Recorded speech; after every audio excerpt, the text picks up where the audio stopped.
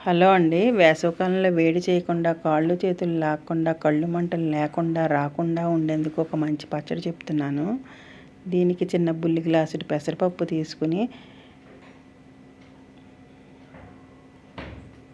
శుభ్రంగా కడుక్కొని ఒక అరగంట సేపు నానబెట్టుకోవాలి.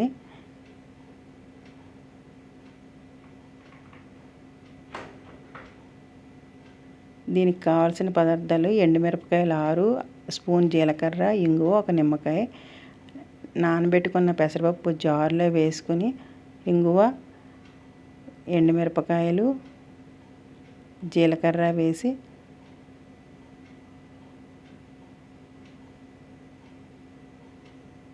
తగినంత ఉప్పు వేసి